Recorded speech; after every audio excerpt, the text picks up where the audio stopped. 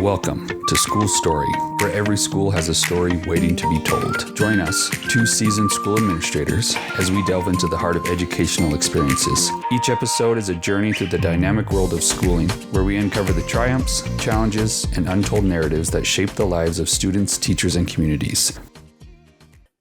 Welcome back to the School Story podcast. My name is Spencer Campbell. I am currently a principal of a middle school out in Utah. My name is Stuart Hudnall, assistant principal for a large district in Utah. Today, we're going to talk about a 90-day plan for administrators, whether you're assistant principal or a principal, or you're looking for a superintendentship.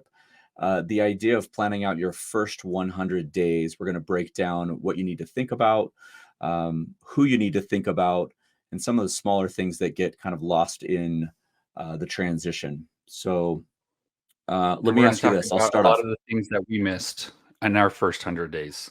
The things Okay, we wish we so I would was have just done. so I was just going to ask you, did you have a 100-day plan in the works when you were asked as a teacher to become an administrator?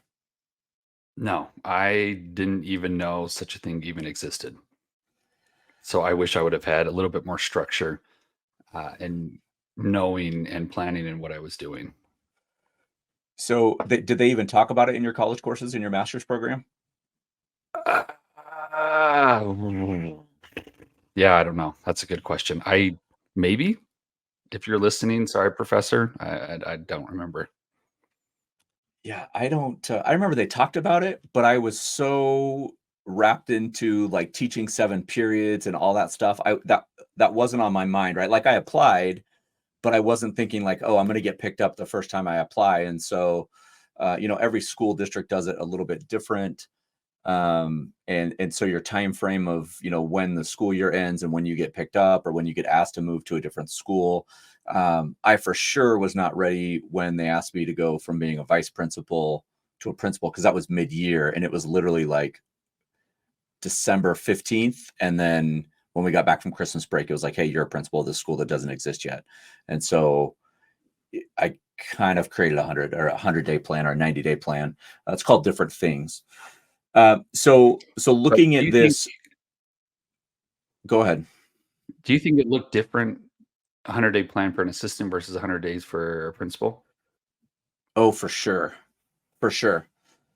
So I feel like if you're a teacher going into the role of an assistant principal, your principal should have that vision of what that looks like. It doesn't mean that you can't have one, but the idea that you're going to go from a teacher to an assistant principal and kind of guide the whole school that doesn't compute with me. Generally, there's going to be a principal there, right?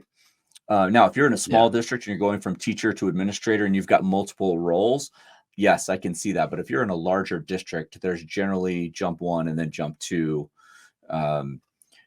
between those. But what do you think? And I think your location, it changes, right? You and I are both at kind of different, what I would call schools. And so I think my 100-day plan is much different than if I was in a middle school that had 1,200 kids, 60 teachers, a lunch staff, custodial staff, than where I'm currently at. Well, and I think where we have quite a few years under our belt, our 100-day plan would look a lot different now than it would have back when we were brand new administrators. I feel like a lot of it is there is a lot of unknown, and so you're not sure what you're going in for. So I really feel like there's some really good things you can establish and set the stage for with your 100 days. But there is a lot that is at the beck and call of your principal. Right. So if you're listening to this and you're an administrator, your first 100 days depends on when you get placed, but you're looking at about your first 3 months. So if you divide the year right into 12 months, you've got, whatever, but your school year is 180 days. So you've got basically 9 months of school. So you could do your first 100, second 100, third 100. You also have summer, which is a whole different, 100 days. It's not even quite 100 days. So looking online, there are tons of different things out there, and we've kind of gathered them all together and picked the best. And then also from our experiences, what we feel like we would tell somebody else or even tell our younger selves when we got into administration. And so what would be what would be, your kind of why is the 100-day plan so important? I think it just gives you guidance and structure, especially if you're pulling 100-day plans from other individuals that are creating it after having the experience, then it allows you to lean on their shoulders and lean on their experience to at least give you some type of guidance. What's always hard, especially if you get placed and then have the summer, some principals and admin teams are really hands on during that summer. Others are really hands off in that summer. And so sometimes there's a lot of unknown that can't be answered and isn't answered because there isn't anyone to answer it. And so by pulling some of those templates from others, um, you're able to see, okay, this is what I've done. This is what they found helpful. This is what, a more experienced assistant principal would do at a high school or at a middle school or at an elementary school. And it allows you to have a little bit more structure moving forward. Well, and for those of you that are, already in administration looking to go from assistant to principal or teacher, and you've kind of looked at this whole thing, imagine this plan like The First Days of School by Harry Wong. It is a blueprint of how to set up that transition, whatever level you're at, to be successful. So yes, there's classroom management. It's more like office management. How do you organize yourself? How are your relationships? And so we're going to break down some of those things.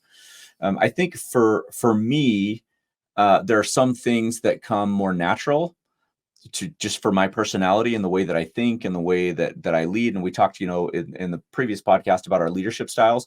There are certain things that come easier for me, and there's certain things that are a lot more difficult that I have to be very transparent with myself and very specific and very intentional about what I'm doing and when I'm doing if it's connected with certain things. And so let's jump into a couple of the things. So the first one is building relationships. How do you do that? Well, and that's the tricky part too, is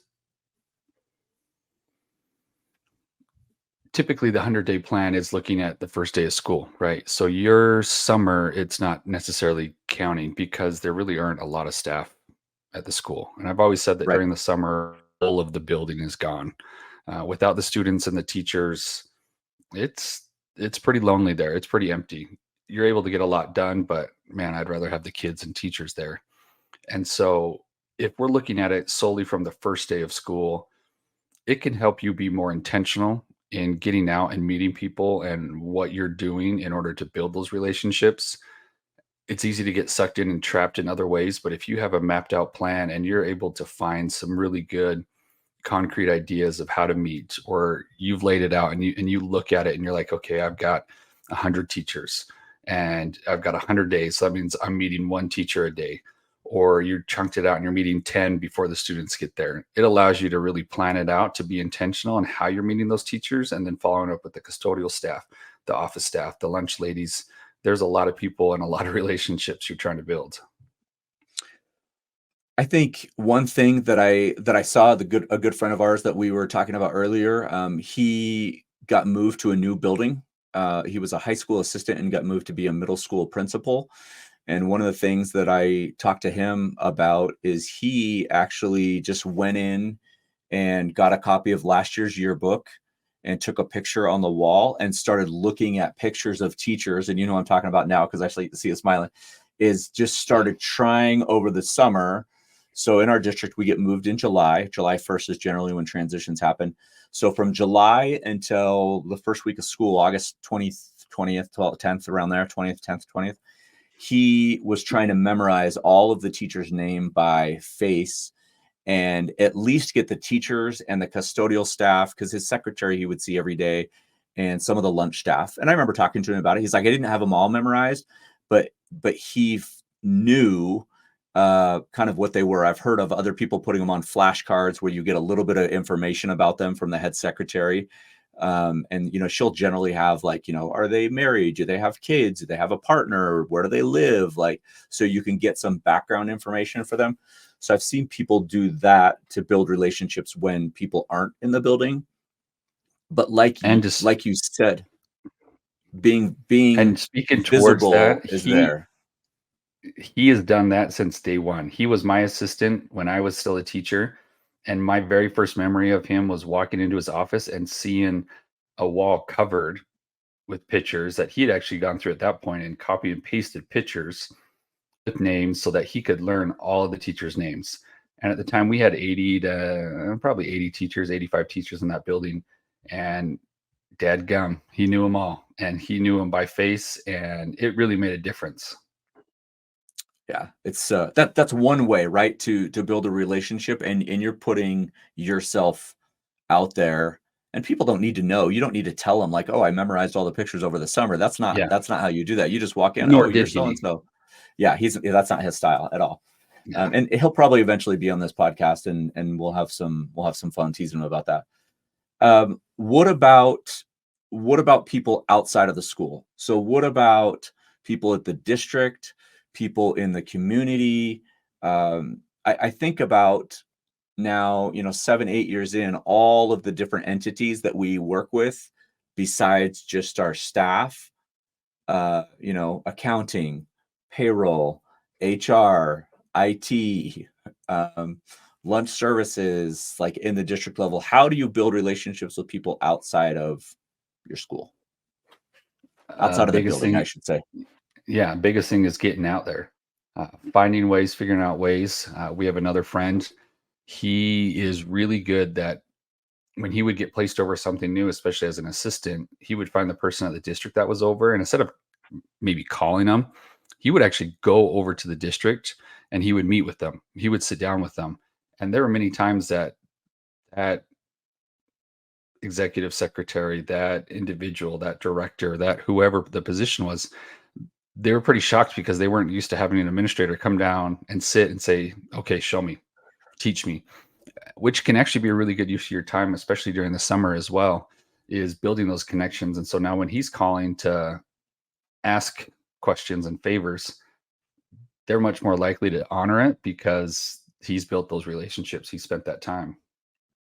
Yeah, no, I think that's awesome. I think, a couple other things that you could be aware of is your school community council. Generally, that changes at the beginning of every year. If you're at a high school, most middle schools don't have this, but a PTSA, a Yeah. boosters club, any sort of parent organization. And it's not that you're trying to come in and take over the role of a principal.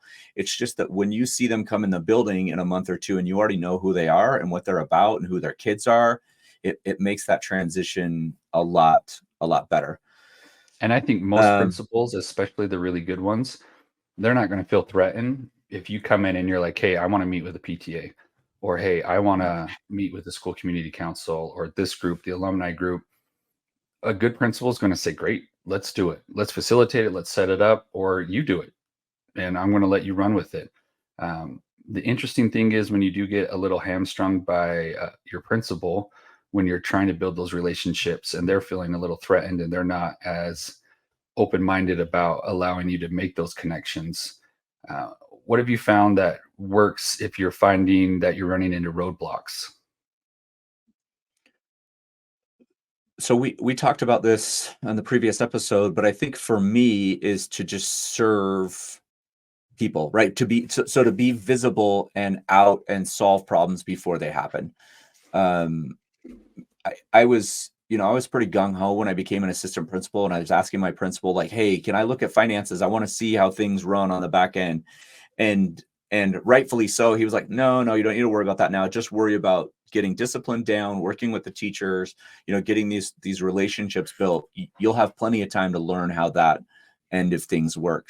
And for me, right, coming from logistics and operations, like that was my whole thing. I wanted to see how things worked, and it makes sense to me to see the whole picture. And so I had to eventually kind of explain to him, hey, I understand this better when I see the whole picture. But the roadblock part of it was he was like, hey, why don't you develop these things first? And so me kind of just being humble about it and just saying, okay, I trust you. I'll practice and work on all these things, and I can come back to this later. It was helpful for me, but again, I think being visible and service oriented, you're going to make connections with people in your building You that being you humble. need to. No, well, I just maybe not humble, just being put in my place is probably a better way to put it.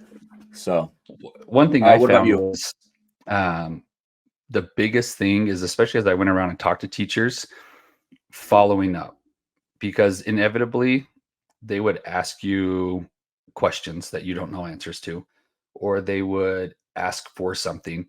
And if you were the administrator that said, you know what, I don't know, but let me look into it, I'll figure it out. More often than not, they were so pleasantly surprised that you shot up that list of assistant principals because they knew that they could ask you something and you would get it done. And so by simply doing the little things, that for me made the biggest difference in building those relationships, irregardless of what my principal thought or felt in those situations. Right. How did you talking about challenges, how did you get access to information? So what I'm thinking about, right, is one of the challenges is not knowing like, the plans that the school already has in place, maybe some of the data that they've collected, um, you know, the current situation. How did you find out the current situation of the school, which can be a roadblock? Because if you don't know, right? I mean, we've all heard stories where a principal or administrator comes in and tries to shake everything up when they haven't even got a great grasp on what is actually happening first. So how did Mhm. you go about gathering all of that information? Because it's a lot. Yeah. Especially that first year, I feel like I really relied a lot on my fellow administrators. I was lucky enough to have 4 assistant principals in our high school. We were large. We were 2,700 students, and so I would rely on them. I would try to find what had been done before. Great advice was I never had to make a decision in the moment. So when something would come up, I would tell that person, you know what, let me go check with my team. And I would step away and I'd go talk to the team. I would find out what they had done in the past. I would learn um, what the precedent had been set, what policy dictated with it. Because as an administrator, you're learning so much policy. There's so many things that as a teacher you never even have to deal with, that as administrator you're learning a whole new almost language, it feels like. And so many times it was going back and referencing policy to figure out how this has been handled, what it looks like, how we can handle it. And those type of questions really did help prevent a lot of the heartache that I've seen other administrators have. I think having a good mentor is super helpful. One Yeah. of the things that you just mentioned is the idea of being a teacher and moving. You think you know, and then you realize how much you don't know when you're talking about a 3 to 400 page, policy manual from the district, and then every time the Yeah. the state legislature meets together and they change laws and they move to a new, law, and you're like, "How does this affect us?" Right? And I think the other part for me that was difficult, was I did not, and this is just me personally, one of the things that I had to get used to is being out of the building more than when I was a teacher. Because when I was a teacher, I did not take a lot of days off because it was meant more work for me Hmm. to, Yeah. create sub plans and follow up and do all that stuff. As an administrator, as an assistant principal, on average, it was 1 or 2 days a month. And what happens is you basically put it on your team to do all that work, and you've got to follow up with all of those things, follow up with the Yeah. kids, follow up with that stuff. And then I think as you go into principalship, it's even more than that on average, just based on things that are happening. Um, one of the other challenges I think, going from an assistant to a principal for me, was creating documentation or updating documentation for all of the processes in the school. So the idea of like safety, emergency plans, crisis management, social media, the website, like, yeah, I knew what was going on as an assistant principal, but generally there was somebody else that was in charge of that. But then when you're the principal, you're Yeah. like, oh, I need to know all of these things and who's in charge of all of them. And if one of those people leaves, who's going to come in and take over. That was one of the things that was difficult for me going from an assistant to a principal is just now it's like everything is your responsibility. Um, That's why being an assistant's so great. okay, so what are some of the challenges that you see and that you face um, going from being a teacher to an administrator? Can I share one first Yeah, go while you for think it. about it? So the biggest one for me was I mentioned this a little bit earlier, is learning how to say no and just managing my time. I did not manage my time well, and in the sense of I was just all over everywhere trying to put out every single fire, and it I didn't get burned out. It's a lot. It took a toll on my energy. I didn't get as much sleep because I would do stuff at home, and I just had to just like bring it down a couple notches. Um, that was hard for me. Yeah. For me, it felt like the seriousness of the issues I was dealing with. As a teacher, I dealt with them, but it felt like all of a sudden I was dealing with big issues all the time as an administrator. Where if it was a fight, if there was bullying, substance abuse, I would have kids. I mean, geez, that first year, talked to so many kids and parents with vaping. It really was hitting the scene big, and all of a sudden, it was just fascinating to me because I was a young administrator, and I'd have these parents turning to me asking me advice as the expert. And I mean, I just had little kids at home. I didn't have teenagers. I, I, I mean, yeah, I was an educator, but I felt like I don't know. I'm shocked you're asking me these questions like I am the expert. Right, And with time and watching what good parents did and good educators did, I was able right. to pull a lot of those experiences and share and say, well, this is what I've seen other teachers do, or this is what I've seen other educators do, parents do, and it was really successful in these type of situations. But it just felt like the gravity of the situations. As a teacher, I didn't deal with super serious situations very often, thankfully. Um, as an administrator, it felt like I was dealing with those a lot. And so it really did become a lot heavier. And the weight of the seriousness at times was pretty heavy, especially at first. So how did you manage that, right? So if we're talking about a 100-day plan, did you create like a self-care plan? Did you create like um i- i- uh, a meditation time or a think time every day? How did you kind of pull that weight off your shoulders? Two things. I made sure I was good with my working out, so I had some type of outlet. And I would also not journal. Journal sounds wrong, but with all the situations and all the things that were constantly being shot at me, I just really got really good at documenting stuff. And it took me a while to figure this out. And this is one of those where I wish I would have started doing it. And I would encourage new assistants to put in their 100-day plan, is figure out a way to document stuff.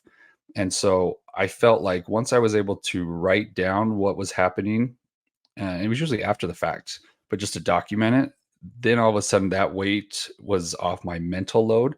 And so I could do better with whatever was coming at me next because I didn't have to carry that. And then I could go back and find it in the future when I needed it. If that makes sense.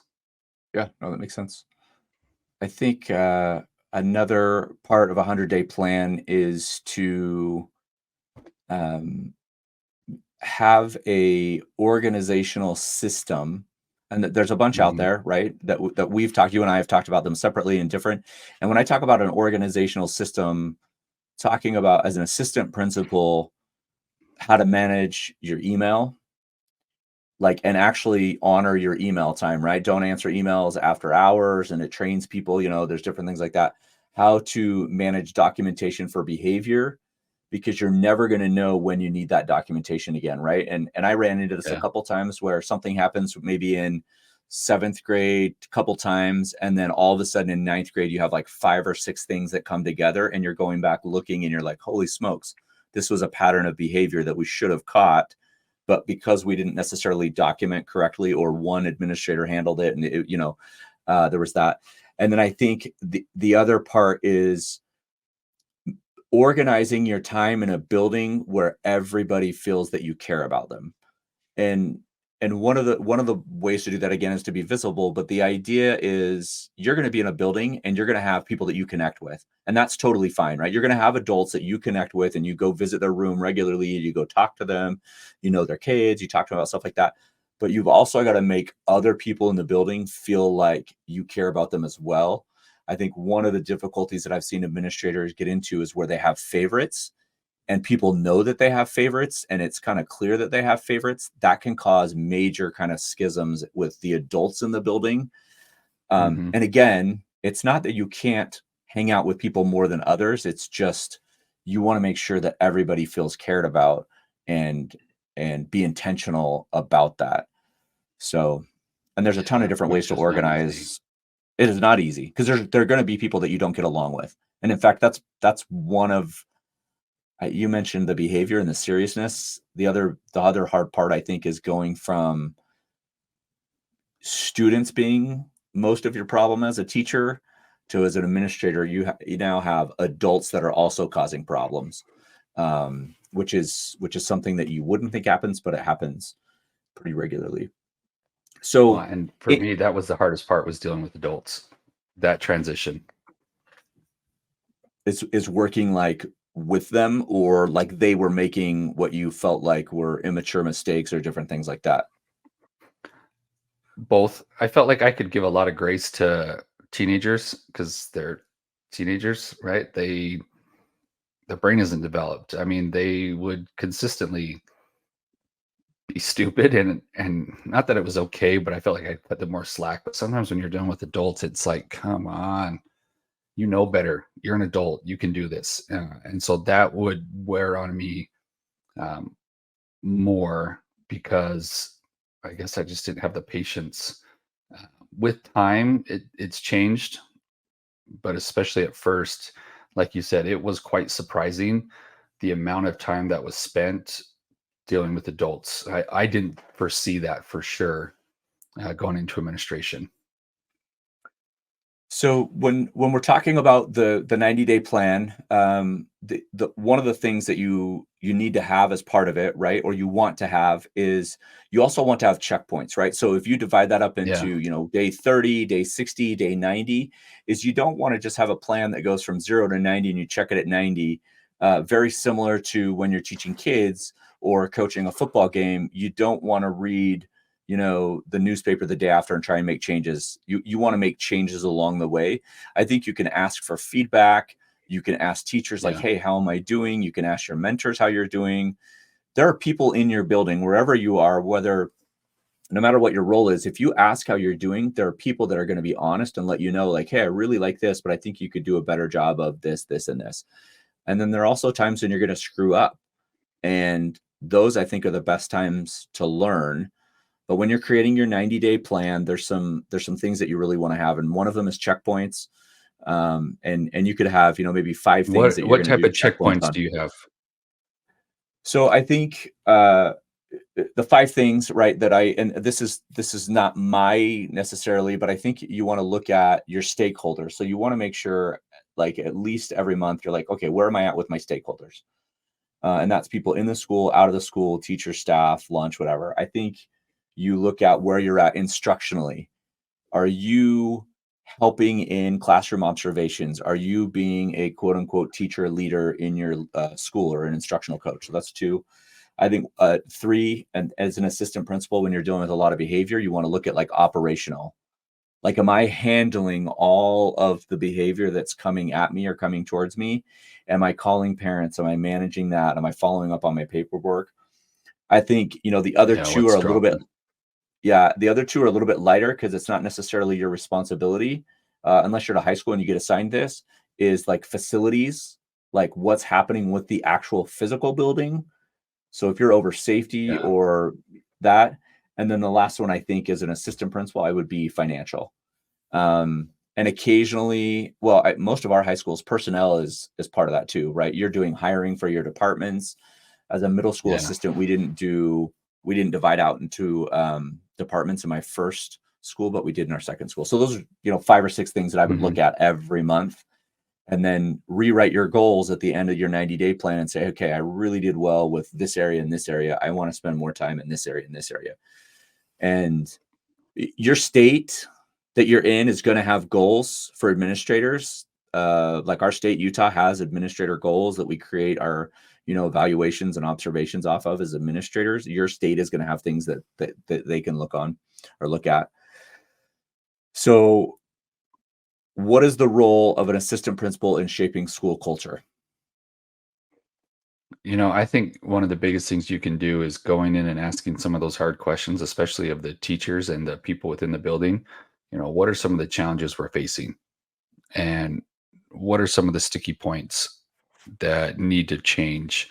And adding those into your goals. And so you can kind of tick it off of where am I at with some of these challenges? Am I able to change this? And really just being a consistent presence and getting out of your office. For me, that's the biggest thing is if you're an administrator getting out of your office and having that consistent presence, you're going to shape culture, hopefully in a positive way. If you are getting out, I would assume it's going to be in a positive way. But by just simply getting out and interacting, you're going to be able to have those positive interactions. And what I really think you do is after your 30, 60, 90, you're going to be looking and reevaluating every 30 days. Sometimes it can be feel too much if you keep doing it every 30 days. I think you evaluate, can I continue to do this every 30 days for this year? Or after 90, 100 days, am I going to then evaluate at 1 year? Like, okay, I've started this process. Where do I find myself at the end of the year or at each month? You're going to evaluate based on what you feel capable of doing and how you feel things are going because you might need to make those changes sooner, but you lean on those fellow administrators and those people that you trust to give you that feedback. And I appreciate you said that. I think with my team, like currently, I don't have assistant principals. We're kind of 3 principals working together. When I get put in a position where I have assistant principals, I will have one-on-ones with them once a month, and I will just check in with them about how they feel like they're doing. And if they and that would be an opportunity for us to work together where I could give feedback and guidance. And it'll be a structured kind of meeting. And that's kind of, you and I both worked in the business world before we came into education. That's kind of a business thing that is a regular thing for a lot of businesses.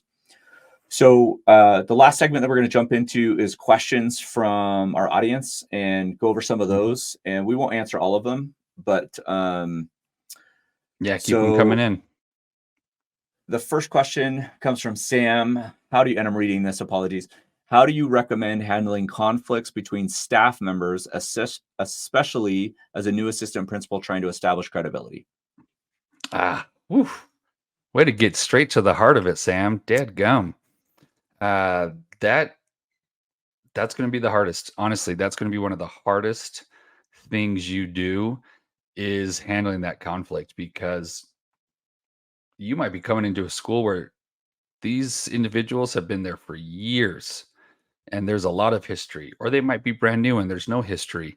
You don't know what you're walking into, and all of a sudden you're now the expert.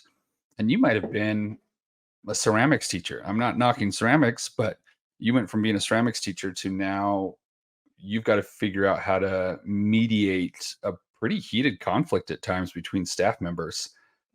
For me, I found the biggest thing is take my ego out of it and go and sit with them and hear both sides and make sure in the end most people just want to hear be heard, and if I'm able to validate their feelings, um, and express a lot of that back to them, usually I can figure some type of resolution, but I would always involve my whole admin staff, my whole admin team. That's not typically something I would do on my own, especially if it's conflict between staff members. Right. And the perfect scenario of that, right? You're a new assistant principal, you get assigned to the history department, and there's 2 people in the history department that don't get along, and all the other administrators have seen this been going on for a couple of years, and your job is basically to go in and help fix it. So, not the saying that's happened, but we've both been in buildings where we've seen teams that didn't get along. Yeah. Okay. How Um, about this question from Brenda in Illinois? She says, "Can you share some strategies for managing time effectively between meetings, admin work, and being present in the classroom? I'm finding it challenging. What are some of your secret sauce?" so it's changed throughout the years. I think for me, try and schedule everything. I try and schedule everything in time. People call it time blocking. There's a lot of different ways that you can call it, but I try and schedule everything. And so that other people can see that it's on my calendar. So we try not to schedule things during that time. And that's, I try and schedule, my self think time. I try and schedule reading time. I try and schedule, this is not just in my professional life, but this is also my personal life. My wife makes fun of me because I have YT at 9 o'clock on Monday, which is basically this thing. And she's like, "Why do you schedule it? I know you're doing it." It's like, because it's on the calendar. And when something's written down, it goes a long way for me, because then I can, congratulate myself and treat myself when I do the things that are on my list. I think the other part is being very focused and intentional when you have meetings, to make sure that there's agendas and hold the people accountable that are supposed to be there. Start the meeting on time, end the meeting on time. And if the meeting's going to go long, you just say, "Hey, you know what? I respect everybody's time. It's past contract time. I'm not going to ask as teachers to stay without getting paid, and we definitely don't have the money to pay them extra time. So we're going to end this meeting and we'll come back around whatever."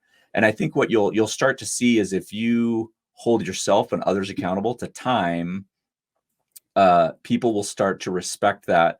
One of the areas which historically, um, it seems to always take longer, is definitely IEPs with parents and just different things like that, Okay. because I think you're explaining a lot of things to parents who may be in that scenario or that situation for the first time. And for me as a parent, I have a couple kids that have had IEPs. I always want to take the time to explain to parents what this means and why we have that. I think the other thing is just getting out of your office. We talk about that so much, but it's seriously like the best tool. There's an energy that comes with the kids. You get out of the office, you can solve problems, you Mhm. can be visible, you get to know the kids, you get to know the teachers. That was a long answer. I'm sorry, Brenda. It's energizing though, for sure. I find that the days I don't get out of my office, it's hard to love my job. But the days I get out and I see the teachers and I see the students, um, I love the jobs. So Okay. Brenda, it depends. Find what works for you. I've tried probably 15 different organization systems, trying to find one that works the best, and it depends um, on some different variables for sure.